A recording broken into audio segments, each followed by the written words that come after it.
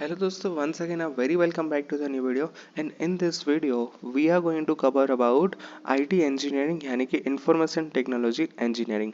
अब ये पार्ट होने वाला है ब्रांच गाइडेंस नाम की प्लेलिस्ट का और इसके अंदर मैंने यहाँ पर अभी तक कंप्यूटर इंजीनियरिंग कवर कर लिया है और इसके बाद में यहाँ पर mechanical engineering, information and technology and communication engineering, civil engineering, electrical engineering, ये सारी ब्रांच भी यहाँ पर मैं कवर करने वाला हूँ।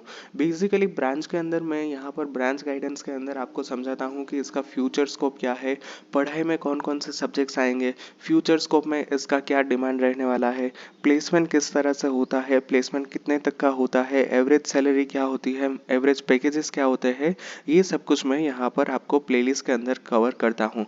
मैंने यहाँ पर कंप्यूटर इंजीनियरिंग के ऊपर ऐसा ही डिटेल वीडियो बना के रख दिया है, please go through and check that video. अब ये पर्टिकुलर वीडियो होने वाला है इंफॉर्मेशन एंड टेक्नोलॉजी इंजीनियरिंग के लिए। यहाँ पर मैं आईटी इंजीनियरिंग के बारे में आपको गाइडेंस प्रोवाइड करने वाला हूँ। अब यहाँ पर मैं आगे बढ़ूँ इससे पहले यहाँ पर एक आपको जनरल इन्फॉर्मेशन दे देता हूँ कि यहाँ पर computer engineering, IT engineering, ICT engineering and computer science engineering, this are the main four different branch for the computer related branches. यानी कि कंप्यूटर के अंदर ये चार मेन ब्रांच होती है, ये चार आपको ब्रांच देखने को मिल जाएगी। बट एट दी एंड हर एक का placement same he IT companies में ही होता है। ऐसा नहीं है कि गूगल है वो सिर्फ और सिर्फ कंप्यूटर साइंस में से ही प्लेसमेंट लेगी, वो आईटी वालों को नहीं बिठाएगी, ऐसा नहीं होता है। इसके अंदर पढ़ाई के अंदर थोड़ा सा डिफरेंस होता है, बट एट दी एंड आप लोग सेम ही आईटी कंपनी में ही जाने वाले हो। पढ़ाई के अंदर डिफरेंस में क्या होता है कि सीई और आईटी में कुछ सब्जेक्ट्स ऐसे होते हैं कि जो आईसीटी और सीएसई में नहीं देखने को मिलते हैं। ऐसे यहाँ पर बेसिक डिफरेंस ही आपको देखने को मिलेगा, बाकी सब कुछ यहाँ पर सेम ही होता है। ठीक है, so now let's get back to the point और यहाँ पर मैं बात करूँगा फर्स्ट ईयर की, which is going to be the general engineering. अब आप कोई भी ब्रांच सिलेक्ट करते हो दोस्तों, आपका फर्स्ट ईयर तो सेम ही रहने वाला है, which is going to be the general engineering. यानी कि आप कंप्यूटर सिलेक्ट करते हो फिर भी यहाँ पर आपको मैकेनिकल, सिविल और इलेक्ट्रिकल के सब्जेक्ट्स देखने को मिलेंगे। इसी तरह से आपने यहाँ पर आईटी सिलेक्ट किया है तो फर्स्ट ईयर के अंदर यहाँ पर basic mechanical engineering, basic civil engineering, physics, chemistry, maths, ये सारे सब्जेक्ट्स आपको देखने को मिलेंगे और ये सारे सब्जेक्ट्स आपको फर्स्ट ईयर में आएंगे स्टडी करने के लिए। इसके अलावा यहाँ पर इंजीनियरिंग ग्राफिक्स ईजी करके भी यहाँ पर आएगा कि जिसके अंदर यहाँ पर आपको ड्राइंग्स क्रिएट करने होंगे। ड्राइंग्स मतलब वो स्कूल वाले ड्राइंग्स नहीं, यहाँ पर आपको बड़े बड़े इंडस्ट्री लेवल के यहाँ पर ग्राफ्स ड्रॉ करने को आएंगे। ठीक है, now let's talk about second year of engineering and which is the core study in the IT branch. यानी कि यहाँ पर सेकेंड ईयर से ही आपके कोर सब्जेक्ट स्टार्ट हो जाएंगे, जैसे कि यहाँ पर software engineering, computer network and data structure and algorithm. This are the most important chapters for the entire IT engineering. यानी कि आपके प्लेसमेंट में टाइम में भी यहाँ पर आईटी इंजीनियरिंग अगर आपने किया होगा तो प्लेसमेंट के टाइम पे भी यहाँ पर आपको यही सब कुछ देखने को मिलेगा। तो प्लेसमेंट में यहाँ पर जनरली क्या होता है, यही सब कुछ आपको देखने को मिलता है। पॉइंट नंबर थर्ड में यहाँ पर कहना चाहूँगा कि यहाँ पर आपके कंप्यूटर नेटवर्क, सॉफ्टवेयर इंजीनियरिंग और डीएसए के अलावा यहाँ पर एक और इम्पोर्टेंट चैप्टर रहता है और वो यहाँ पर रहता है डेटाबेस। तो यही सारे क्वेश्चंस आपके प्लेसमेंट में आएंगे at the time of your fourth year.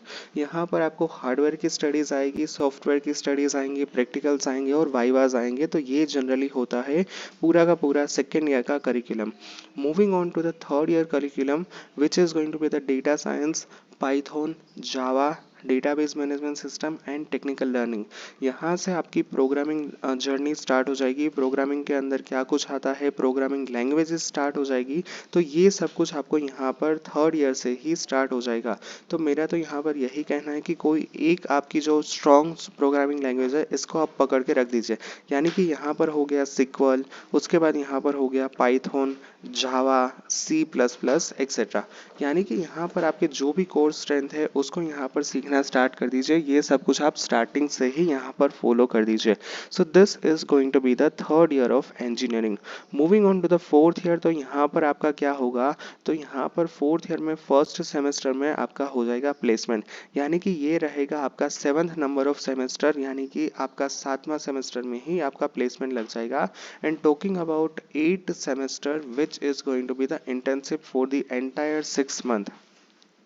अब ये यहाँ पर जीटीयू में रूल आ गया है कि कंपलसरी आपका 8 सेम है वो पूरा का पूरा जाएगा इंटर्नशिप के अंदर, which is the good things. अब यहाँ पर स्टार्टिंग में इंटर्नशिप के ऊपर नॉलेज नहीं होता है, पता नहीं होता है, तो मैं इंटर्नशिप का यहाँ पर ये कहना चाहूँगा कि इंटर्नशिप का मतलब होता है कि यहाँ पर आपको क्या करना होता है, आपको यहाँ पर जो भी कंपनीज होती है वहाँ पर जाना होता है और वहाँ पर एक्चुअल फील्ड वर्क जो होता है, एक्चुअल क्या चल रहा होता है, रियल लाइफ प्रोजेक्ट्स के ऊपर आपको यहाँ पर काम करना होता है। So this is going to be the internship. Okay, now let's talk about future scope. तो यहाँ पर आईटी में फ्यूचर स्कोप बहुत अच्छा है, डिमांड हर साल बढ़ती है, बट पिछले 2 साल से यहाँ पर 2022 में ज़बरदस्त रिसेशन आया था, but this is for the senior level of associate, not for the junior. जब भी रिसेशन आता है कंपनी में से सबसे पहले सीनियर एसोसिएट को ही निकालते हैं, क्योंकि उसके ही पैकेज 30 LPA 40 लाख तक होते हैं। तो सबसे पहले तो रिसेशन की हिट सबसे ज़्यादा जो सीनियर लेवल ऑफ एसोसिएट्स है उसको ही होती है।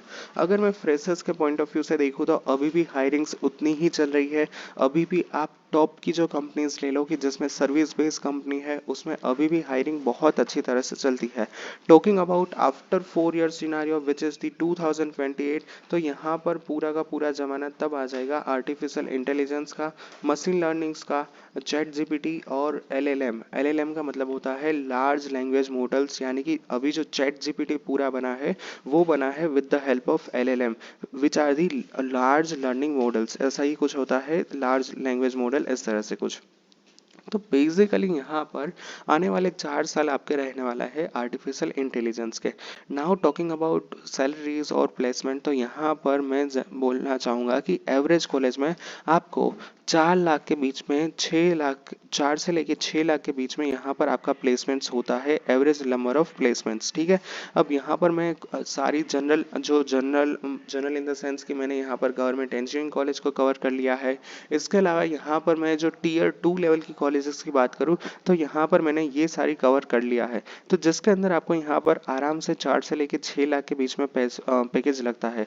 अगर मैं निरमा DAIICT जैसी हाई लेवल कॉलेज की बात करूँ, 8 से लेके 12 लाख का प्लेसमेंट आपको आराम से देखने को मिल जाएगा। और अगर मैं एक्सेप्शनल केस की बात करूँ तो काफ़ी सारे केसेस के अंदर यहाँ पर 15 लाख के आसपास भी यहाँ पर मैंने देखा है पैकेजेस लगते हुए। ठीक है, जनरल कंपनीज बता दूँ तो TCS, Wipro, Accenture, Capgemini, Cognizant, HCL technology, L&T, Larsen and Toubro, IT technologies, ये सारी कंपनीज बहुत सारे नंबर्स में फ्रेशर्स को हायर करती है, बट यहाँ पर जनरल आपका पैकेज लगता है 4 से लेके 6 लाख के बीच में। यही यहाँ पर एक दिक्कत वाली बात है। ठीक है, तो ये यहाँ पर मैंने प्लेसमेंट्स की बात कर ली, कंपनीज की बात कर ली। अब यहाँ पर लास्ट में मैं यही कहना चाहूँगा, don't go behind your friend, यानी कि आपके जो फ्रेंड्स जो ब्रांच में जा रहे हैं आप भी उसी ब्रांच में जा रहे हो, no, this is not the right way to select the engineering branch. ठीक है, अब यहाँ पर IT फील्ड में जा रहे हो तो प्योर यहाँ पर आपका कोडिंग रहने वाला है, तो अगर आप कोडिंग में इंटरेस्ट हो तभी आप ये लाइन सिलेक्ट कर सकते हो। ठीक है, at the end whatever your feedback suggestions are there, feel free to put it in the comment section. Thank you, bye bye.